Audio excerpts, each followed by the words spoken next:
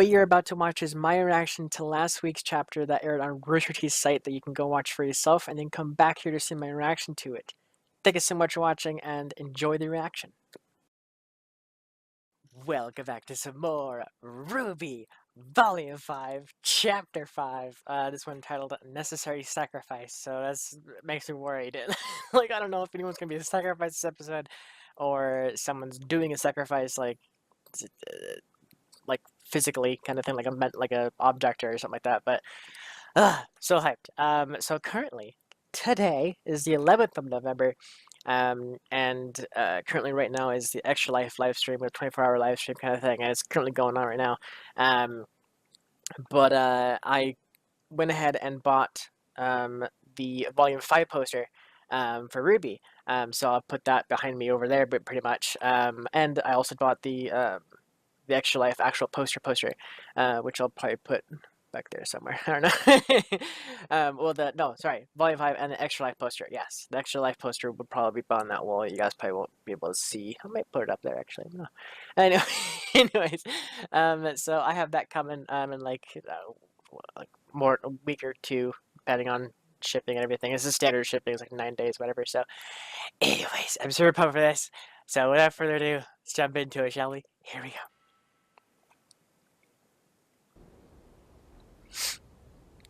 Blake. Seagulls. Okay. Are you ready? I've beat up on giant monsters and robots more than once. I think I can handle getting a few signatures. Oh, it's like working for the new white Fang or whatever. Your chieftain needs you. Your people need you. Please, join the fight and help us save Haven Academy.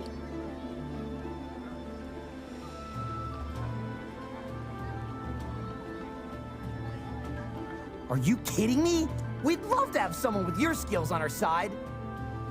Mata. Get back inside. Mom. You're not going anywhere.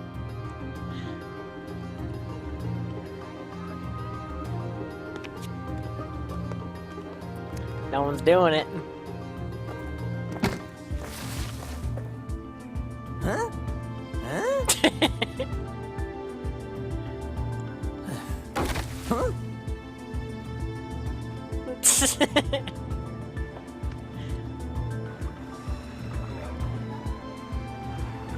Whoa! Water gun? Or no, I'm just not water gun. Water fondness? That's awesome. Oh, that's awesome! She's got little things on her arm. That's awesome. I want to see more of those guys.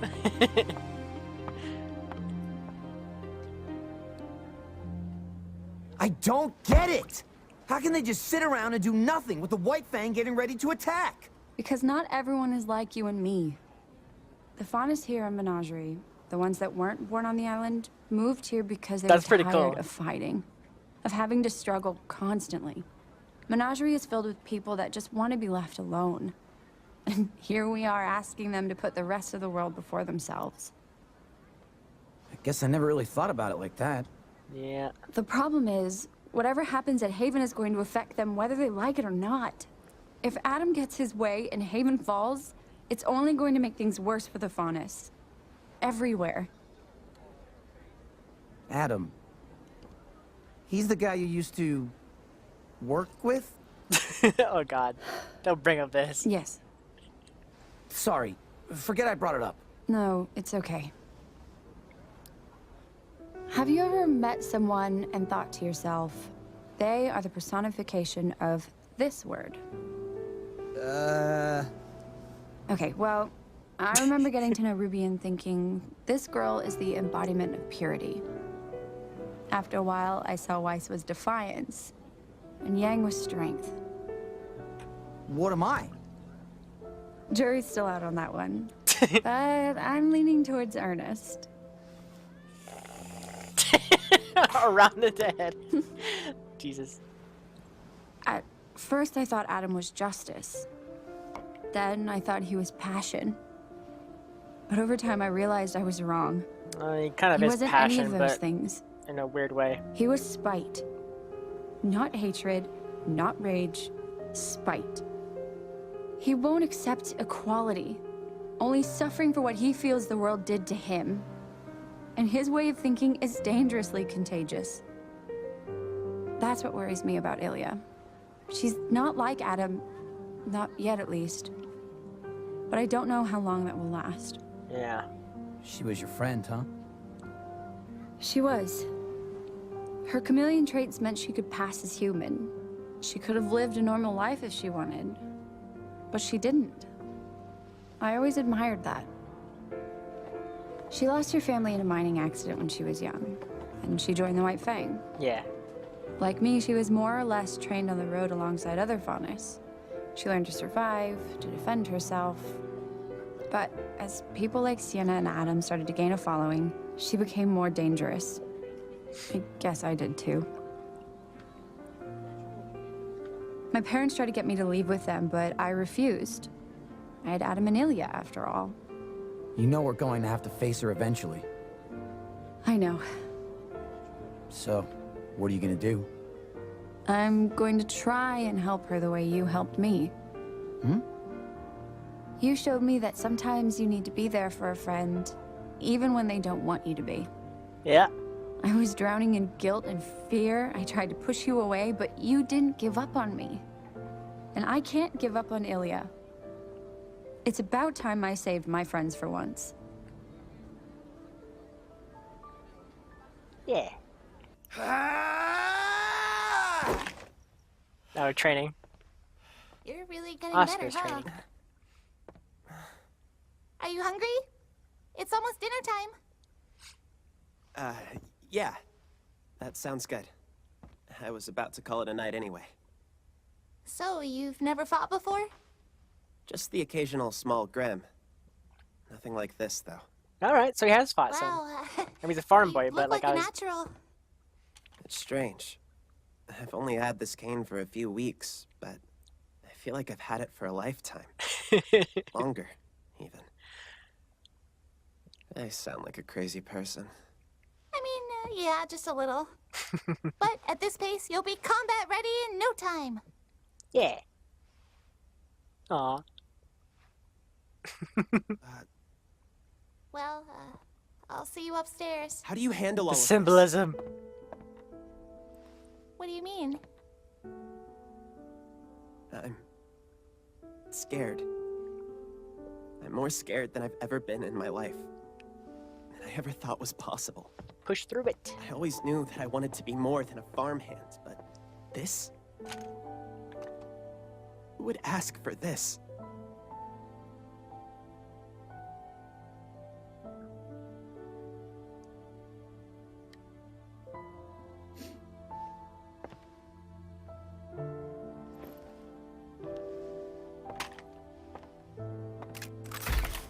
We all went to Beacon because we wanted to help people. But you're right. None of us asked for this either.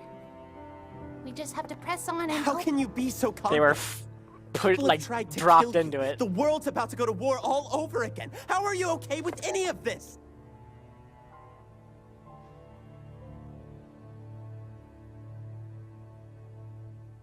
When Beacon fell, I lost two of my friends. Penny Polandina and Pira Nikos. I didn't know them for very long, but that doesn't change the fact that they were two of the most kind-hearted people I'd ever met. But that didn't save them. Pira thought that if there was even the smallest chance of helping someone, that it was a chance worth taking. And because of that, she died fighting a battle she knew she couldn't win. And Penny was killed just to make a statement. Yeah. I'm sorry. I am scared. But not just for me. What happened at Beacon shows that Salem doesn't care if you're standing against her or not. She'll kill anybody. Yeah. And that scares me most of all. Pira, Penny, I'd be lying if I said that it didn't hurt. That I didn't think about them every day since I lost them. That I didn't wish I had spent more time with them. If it had been me instead, I know they would have kept fighting too. No matter how dangerous it was. So that's what I choose to do. This is so cool. To keep moving forward. Ah.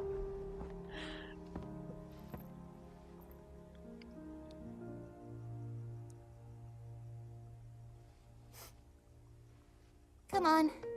If we don't hurry, Nora's gonna eat everything. It wouldn't be the first time. Hey, Oscar.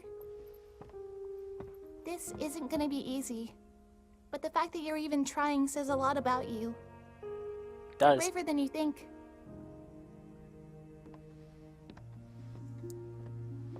That was a cool scene.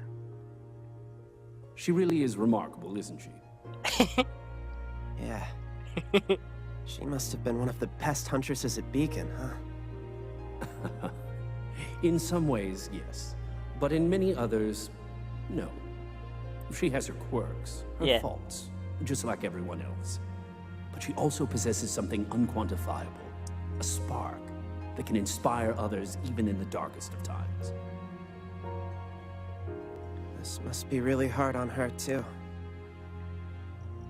Yeah, she's not Most showing it yet. assuredly is. Yeah. Message end. Your thoughts are of no significance. If this is how High Leader Taurus wishes to proceed, then we shall make it so. Of course, brother. Still. Come in. It's gonna be Ilya. Sister Ilya. Yes. Thank you for meeting with us. This is like the trailer, like, How or may I the be of opening. assistance? Please, stand. We have wonderful news. What is it? We finally received a message from the Mistral Brotherhood. The operation was a success. Adam Taurus has claimed his place as the High Leader of the White Fang. Good. And Sienna? Buried with honor. The other branches of the Fang have been given the story that was agreed upon. A necessary sacrifice. We won't forget everything she did for us. Indeed. Your maturity and understanding in regards to this matter is appreciated, and it is why we've summoned you here this evening. The White Fang is experiencing a transitional period. Growth requires change. And change can be painful. If it's for the betterment of the Faunus, then it's a pain we can endure. What's our next mission? Containment. With the CCT tower still inoperable, we have the luxury of control over the flow of information. News of Adam's ascension has yet to reach Menagerie, but when it does, the citizens of Kuokawana will undoubtedly react poorly now that the chieftain has spoken out against us. It's my fault the Belladonnas had any ground to stand on. Do not concern yourself with past failures, Ilya. Focus on the future. We have an opportunity for redemption. What do you need me to do? The Belladonnas are the only remaining threat to Adam's assault on Haven Academy. Yeah. And so, they must be silenced. Oh, God. Silenced? Killed. Like Sienna, they stand in the way of true progress for our people. We would never put such a burden on you alone, of course. Your brothers and sisters will be at your side. But your relationship with their daughter makes you an integral part of this operation. Blake? Basically We getting know how close and close you kill are her. with young Blake. God damn Rest it. assured, High Leader Taurus has requested she be taken alive, but we cannot risk having her present to defend her family. But the people of Menagerie... We'll come to understand what happens to those who speak out against the White Fang. And we'll be left without a leader until our victory is complete. Or the A White Fang necessary becomes a leader sacrifice, of Sister Ilya. Menagerie.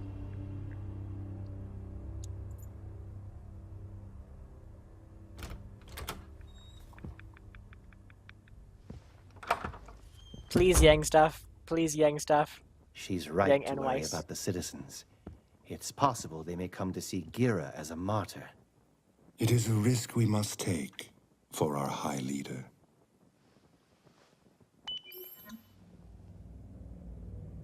I will not allow them to ruin this. The Belladonna name has brought me nothing but grief. God, he's losing You've it. done well in finding the deserter. Bring her to me alive. But not before you've slaughtered her family. I have a promise to keep. Jesus. He seems unwell. Oh, yeah. He carries with him a tremendous burden. Are we sure he is the one to lead us? For now, we must do what is best for the Faunus. Yes, Who's this now? Brother Yuma. Did you see Tagira's messenger? Whoa. He rests beneath the waves, along with his warning. Then all is well. Yo, wings? Holy crap. Are we not gonna see? Oh, we didn't see anything with Yang or Weiss. Crap. Interesting. That's a cool place though, I like that. So, is there like a secret order like within the White Fang? Because like these two guys, the brothers, like they had like the same kind of a like hooded kind of like figure that the painting and like they were looking at. Like I'm wondering if there's like a secret kind of order of like Faunus within the White Fang. Interesting. I'm gonna actually go back here because I forgot, I missed what they said of like who is sleeping, or you know, sleeping with the fishes, basically like dead. High Leader. So in a second here, I'm gonna skip this because Adam's He carries crazy. with him a tremendous burden. Are we sure? Brother Yuma. Did you see Tagira's messenger? He rests beneath the waves, Gira's messenger, along with his warning. Then all is well. All right. So I guess there's a message towards either a message towards CL or to CL, or a message towards the Mistral city, basically. Like it's one of those. Like Gira definitely. I know he sent, or did he send? I don't think he actually sent it. It makes sense that he sent a warning though. But I don't think we actually saw him send it like on camera. But it makes sense that he did, like just to warn them or whatever. But apparently this guy intercepted it, which sucks. A lot of Blake this episode. Like this episode was like purely Blake. Just like Blake, like the entire freaking episode. But like this part though was really fun, or fun. It was sad, but I actually loved how Ruby actually talked about Penny, and because like out of since Volume 3, she's only mentioned Pyrrha, like Pyrrha, and Pyrrha is of course like a big character because he's a main character kind of thing, but she hardly ever talked about Penny. So this is the first time that she actually talked about Penny, legitly, like just like straightforward, which was awesome. I actually love that. So yeah, a lot of Blake, some really awesome moments with Ruby. Yeah, it's just it's kind of like one of those kind of like, you know, lore bomb episodes where like not really like big like action packed. It's just like lore bomb basically, just a lot of stuff happening. Ilya is tasked at killing the Belladonnas, Blake included. Or no, Blake is the exception. Blake is supposed to be captured and given to Adam so that way he can toy with her basically, which is sick on its own. God, Adam, he's I don't like him, and I don't like. I know people say like I love to hate him. It's like I hate him. Like there's no love there. I despise him for what he's doing. I don't know. I don't know. I really do hope CL, or sorry, not CL. Freaking, oh my god, Ilya. I hope Ilya switches sides. I definitely hope that is the case. I hope she does, but she might. I mean, this might be like the kind of first step to realizing that Adam's like the wrong choice, given that he's the first order to given to her is to kill the Belladonnas, like her family's or her friend's family, basically her best friend's family, um, and capture your best friend so Adam can like torture her or whatever. Like I feel like this is definitely the first step towards her realizing that Adam's not the best, or the one that needed kind of thing. But the reason why I was talking about these two guys being like some kind of secret order kind of thing, because it makes sense because they are almost like they're like almost choosing the leaders of the White Fang, or like, are you sure he's the best one that we need, kind of thing, and they're like, for now, kind of thing, right? Like almost like they had other plans, or they can make other plans on who's going to lead. So that makes me wonder if these guys are like some kind of a family lineage of like a secret order of people like within the White Fang to kind of like maintain the leadership in the shadows and just like deal with everything from there. Because it would make sense that these guys, the brother's dad, might have been part of the White Fang, and that picture that we saw behind them might be the dad, kind of thing. Because we know that the fondness traits can actually pass down to the kids and everything, and it makes sense that one of them has the same ears as the one in the painting.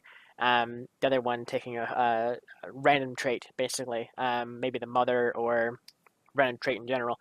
But it would make sense that their dad is the one in the painting behind them. These guys' dad, the brother's dad, and then like maybe he was like their original kind of like secret order within the White Fang kind of thing, and these guys are just the brothers are kind of just like continuing on the dad's legacy out of something that happened, basically, that we don't know about yet, if that is the case. But I definitely do see that being the case. Like these guys are like secret order, kind of like they're in control of the White Fang, just like in the shadows, and like no one ever knows they're the actual like ringleaders of like the whole thing.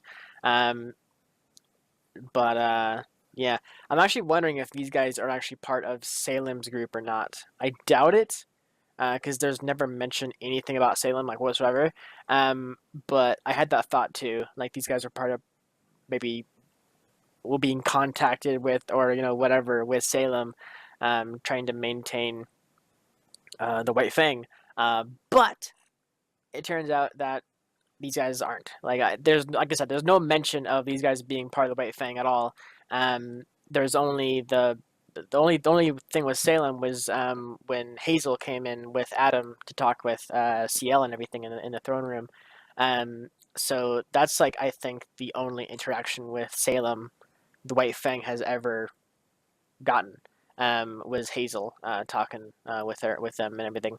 So Hazel's still with Adam. I think Hazel might have jumped ship and left the castle or whatever they're at. We don't even know where their like that throne room was like in relation in the world. We have no idea. Also, there was a really big kind of cool theory that people found. I can't remember the name of the comment that told me about this. I apologize, but last chapter 3 episode, somebody put that in the comments below that somebody said the attack will happen in 2 months, or no, I think it was Daddy Belladonna. He said 2 months until the attack, but then Ozpin said 1 month, in like almost like the same episode or like the next episode kind of thing. So it seems like Blake's backstory here, where we're like, well, Blake's story that we're seeing here, like with the faunus and everything, is a month behind in the timeline. Like we're seeing everything kind of in order that's happening there, but they're a month behind current time, where like Ozpin is training with Ruby, and Team Ranger and all kind of stuff. So that if that's the case, and that's freaking awesome, that means Blake can potentially get to Mistral in time to team up with Team RWBY to stop the assault on Haven. So I hope we get to see Team Sun, the rest of Team Sun, like, because they're in there, and Team Auburn, who was also part of the school and everything.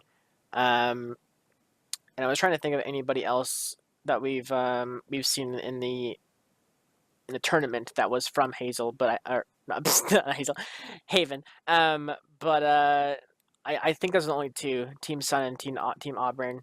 But yeah, we might not see them. I don't know, because like since this is a new engine and everything since Volume 3, they'd have to remake all those models in the new engine and everything for the actual show, and I doubt they'd make 8 characters just for like a small scene kind of thing. So, I mean, to be fair, they made CL for 5 minutes of screen time and then killed her off.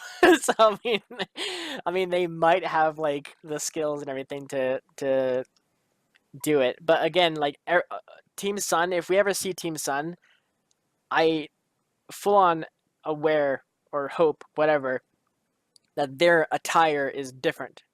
Same with Team RWBY. RWBY had a time skip between 3 and 4. And, you know, RWBY's clothes changed, Blake's changed, Weiss's changed, kind of thing like that. All of them had, like, new clothing and everything, and kind of new style of facial animations and that kind of thing, like updated animations and facial expressions. So if they do Team Sun and Team Auburn, they'd have to have new models, new clothing, well, hopefully new clothing. They don't have to. I know Sun kind of has the same clothing as, you know, Volume 3 and prior kind of thing. Just a little bit different here and there. But yeah, I do hope we get to see them, because if we're looking for allies, right there, Team Sun and Team Auburn, those are the two that know for a fact. Team Sun, for sure. I know for a fact Mercury will help, you know, if given the chance. Scarlet and Sage, I'm pretty sure, will follow in suit. Hopefully. hopefully they do. But yeah, it's a fun episode. I really enjoyed it. Like I said, just like a lore bomb, like a drop in on our plate, basically. Tons of stuff happening. We never got to see anything about Yang or Weiss. They're currently in Raven's tent, kind of discussing things. So hopefully by next episode we'll get to see some of that. More training with Team Ranger and everything, and Oscar.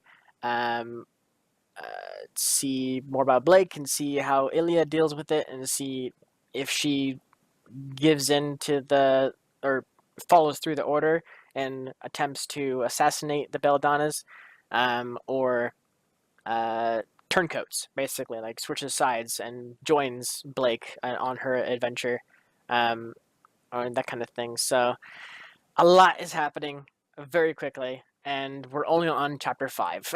So I am pumped to see more and everything like that. So yeah, thank you so much for watching, and I will see you guys in next week's episode, chapter 6 of Volume 5. Take care, everybody.